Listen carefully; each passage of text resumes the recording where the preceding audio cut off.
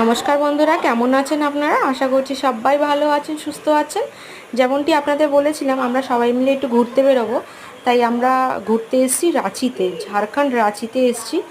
এই যে বেশি দিনের ট্যুর না, এটা জাস্ট একদিনই জন্যই আমরা এসেছি। একদিন রাতে থাকবো, পরের দিন আবার বেরিয়ে যাব। এই যে আমরা গ্রুপে যারা যারা এসেছি তারা সবাই মিলে একটু ফটো তুলছি। এত সুন্দর জায়গাটা কি বলবো, খুবই ভালো লেগেছে।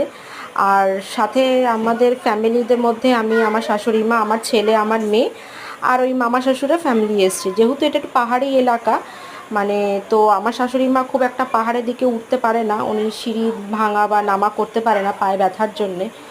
তো যখন আমরা পাহাড় থেকে নামছিলাম তখন উনি গাড়িতেই বসেছিলেন আর আমরাই নেমেছিলাম।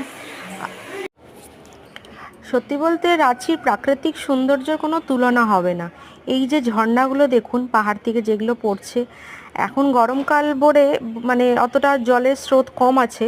স্থানীয় লোকেদের কথা নাকি বর্ষাকালে এত জলের স্রোত থাকে যে চারদিক দিয়ে ঝর্ণা পড়ে, তখন এতটা শুকনো থাকে না।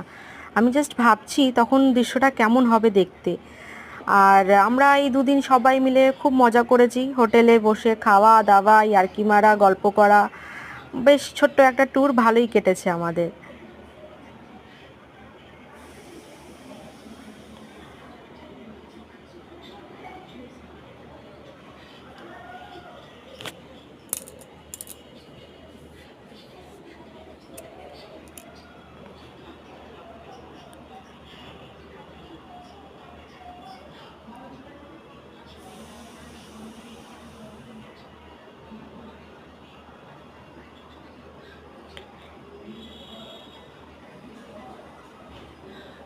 আচ্ছা, এইটার কথা বলি। এটা আমি, আমার ছেলে আর আমাদের সাথে যারা এসেছিল, আমার শাশুড়ি মা বাদ দিয়ে, কেন উনি ভয় পান। তো আমরা স্পিড বোটে উঠেছিলাম। সত্যি উনি উঠে ঠিকই করেছেন, কেন বাচ্চা নিয়ে, আমার মেয়েকে নিয়ে উনি ভয় পেয়ে যেতেন, এত স্পিডে এই বোটটা চলছিল।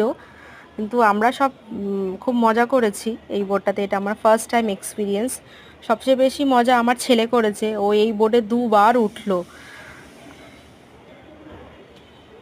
ব্যাস আমাদের বাড়ি ফেরার পালা। আমাদের রাতের বেলায় ট্রেন, সারা রাত ট্রেনে থাকবো, ভোরবেলায় আমরা নেমে যাব। 4টে 4:30-এর দিকে আমাদের ভোরবেলায় নামিয়ে দেবে। ছেলের মনটা একটু খারাপ। এই যে আমরা পৌঁছে গেছি হাওড়া স্টেশন। এখান থেকে আমরা একটা গাড়ি বুক করে নিয়েছি, সোজা এবার বাড়ি। আজকে আমরা যে বাড়িটা পৌঁছাচ্ছি, আজকে কিন্তু দোল। তো ভালো দিনেই পৌঁছাচ্ছি, ভোরবেলায় দোল যাত্রা দিন, মানে দোলের দিন আমরা পৌঁছাচ্ছি বাড়ি।